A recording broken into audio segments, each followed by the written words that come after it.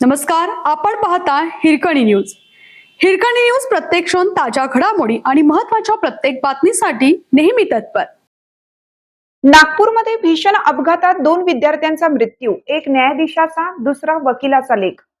महाराष्ट्राची उपराजधानी नागपूरमध्ये झालेल्या भीषण अपघातात 2 विद्यार्थ्यांचा जागीच मृत्यू झालाय. हे दोन्ही विद्यार्थी विधी विद्यापीठातील शिक्षण घेत होते. नागपूर वर्धा या महामार्गावर अपघातात त्यांचा मृत्यू झालाय. सक्षम बनसोड आणि आर्यन सोनटक्के असं मृत विद्यार्थ्यांची नावे आहेत.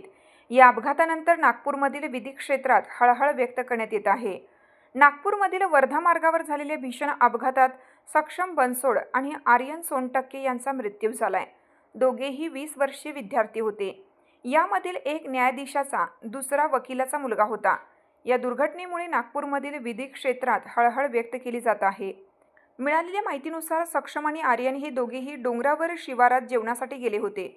परत येत असताना त्यांच्यावर काळाने घाला घातला. सक्षम आणि आर्यन डोंगरावर बुलेटने जेवणासाठी गेले होते.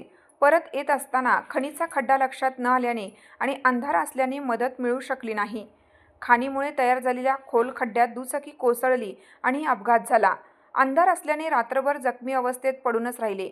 वेळीच मदत न मिळाल्याने दोघांचा मृत्यू झाल्याची शक्यता वर्तवण्यात येत आहे. सकाळी मित्रांच्या शोधातून घटना उघडकीस आली. मजुरांना खड्ड्यात दोघेही रक्तबंबाळ दिसले. नागपूरमधील एम्समध्ये दोघांनाही नेलं असता मृत घोषित करण्यात आले. या प्रकरणी पोलिसांकडून गुन्हा दाखल करण्यात आला असून तपास करण्यात येत आहे. वसतिगृहातून रात्री बाहेर कसे गेले, नेमके कुठे गेले होते याचा तपास पोलीस करणार आहेत.